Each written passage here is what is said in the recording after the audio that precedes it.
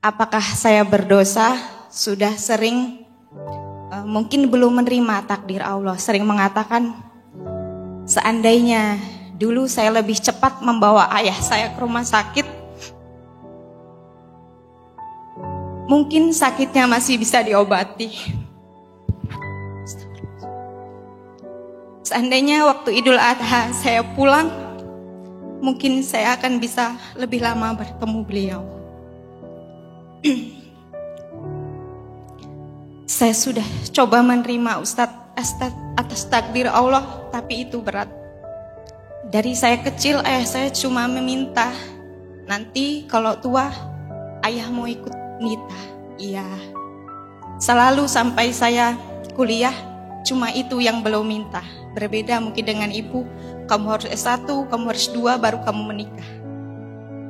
Mungkin menurut saya, itu gampang lah, kita sekolah-sekolah aja. Tapi ternyata Ustadz, qadarullah, ayah saya belum sempat tua, beliau sudah meninggal. Dosakah saya Ustadz sering mengeluh kepada Allah? Saya sering menonton video-video Ustadz, yang terjadi hari ini adalah yang terbaik. Dan saya selalu menjawab, yang terbaik apa? Ditinggal ayah itu baiknya di mana? Karena justru setelah itu saya kehilangan ayah dan ibu saya pun mulai menjauh. Mungkin atau saya yang terlalu lemah. Karena saya lihat teman-teman saya juga ada yang kehilangan ayah, kehilangan ibu, mereka bisa bangkit. Tapi kenapa saya hanya bisa, yang penting saya sholat, saya masih hidup. Cuma itu aja yang bisa saya lakuin Ustadz. Mohon arahannya, ini arahnya kemana? Penyesalan dan berandai-andai seperti itu juga pernah saya alami ketika ibu saya wafat di musibah tsunami yang tadi saya cerita. 2 bulan sebelum terjadi tsunami di Aceh, ibu saya minta saya pulang karena beliau sakit. Waktu itu saya ada niat pengen haji, karena haji dari Mesir itu murah, cuma $500 tahun itu. Kalau sekarang mungkin sekitar $1.500 lah.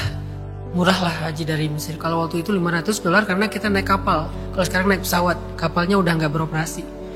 Naik kapal di dek paling atas tuh, kayak Titanic lah pokoknya. Karena saya pengen haji dari Mesir, kalau haji dari Indonesia kan susah ya, bisa harus nunggu sekian belas tahun, belum lagi biayanya gede. Saya bilang ke Mak, abang haji dulu ya, nanti selesai haji baru abang pulang. Karena waktu itu emang udah selesai juga kuliah. Kata Mak, ya udah gitu. Kan tsunami di Aceh itu terjadi pas lagi musim haji. Saya lagi di Madinah, dapat kabar tsunami di Aceh. Saya nggak tahu apa itu tsunami, karena kan belum pernah terjadi kan sebelumnya di zaman kita. Apa itu tsunami? Katanya banjir. Oh banjir. Kirain banjir ya pada umumnya lah. Lagian rumah saya kayaknya di komplek tuh nggak ada cerita pernah banjir sih di situ. Terus lihat video-video di TV, wah ini banjirnya kok sampai nenggelamin rumah, mobil-mobil nyangkut di atap, kapal PLN tuh nyasar ke tengah kota, masjid raya yang tinggi aja setengah dari masjid raya itu kerendam gitu, banyak orang yang meninggal. Ini tsunami.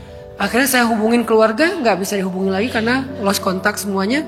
3 hari kemudian dapat kabar, ibu saya meninggal dalam tsunami, kakak saya meninggal dalam tsunami, rumah saya habis.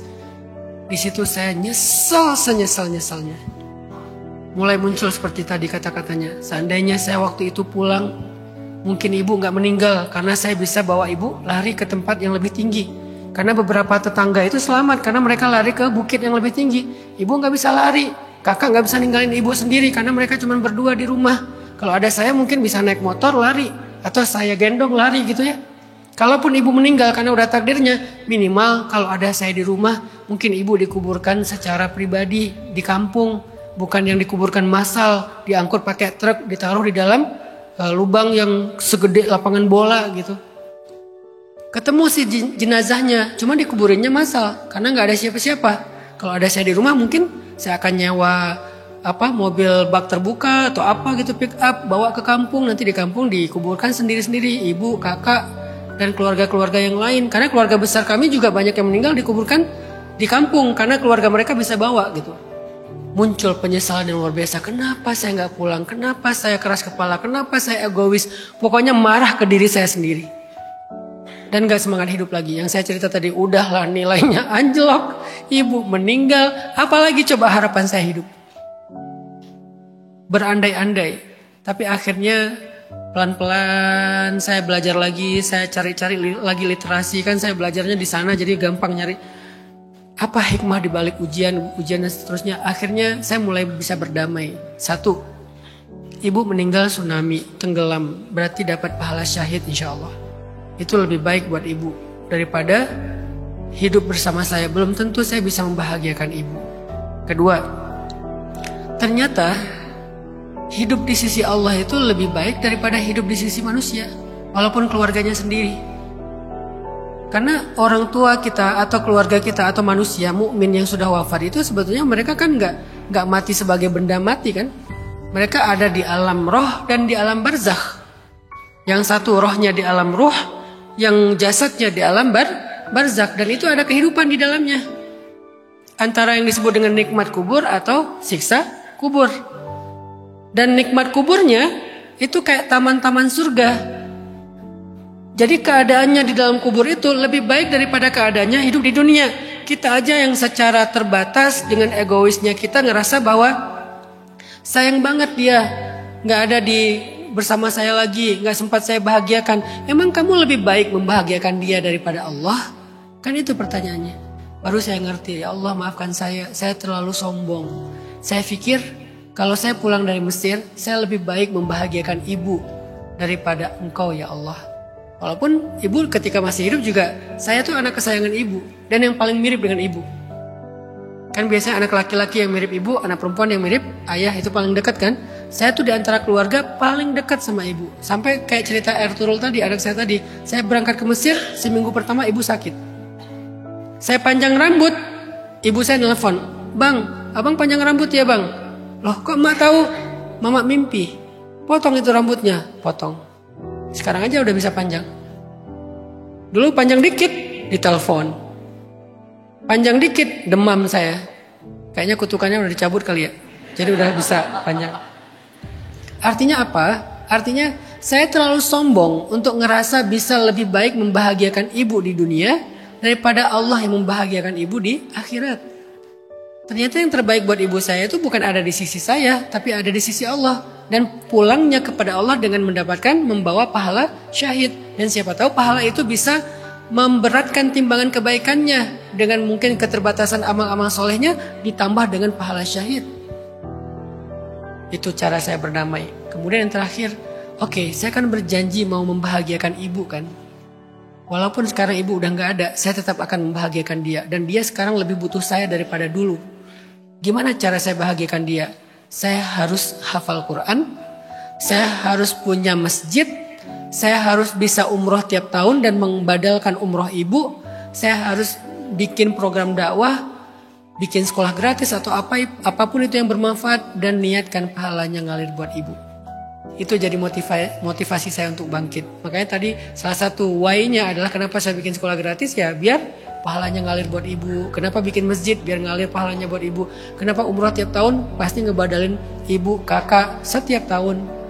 Jadi saya jadi gara-gara udah berdamai jadi bisa bangkit. Dan bangkitnya apa? Masih terkait dengan ibu. Saya pengen membahagiakan ibu dengan cara yang berbeda. Kalau dulu mungkin ngebayanginnya tuh beli rumah, beli mobil, ngasih dia cucu, kan gitu kan? Kalau sekarang enggak, ngasih dia pahala jariah yang terus mengalir. Jadi saya harus produktif, saya harus bisa sukses secara amal solih. Saya harus ngafal Quran supaya bisa menjadi penolongnya nanti di akhirat. Itu semuanya jadi motivasi. Maka Kak Nita, ayah itu udah lebih baik keadaannya sekarang daripada di sisi Kak Nita. Walaupun Kak Nita sebagai anak kesayangan, saya kebayang sih saya dengan Aisyah kayak gimana. Saya ngebayangin tadi Kak Nita sama ayahnya tuh kayak saya sama Aisyah.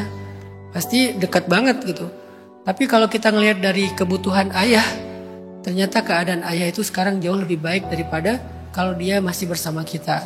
Tinggal sekarang kalau Kak Nita mau kangen sama ayah, cara kangennya kirim Al-Fatihah, Cara kangennya doain dia, cara kangennya ziarahin dia, cara kangennya niatkan beramal soleh untuk dia, sedekah atas nama dia. Itu cara kangennya, dan insya Allah itu pasti keterima.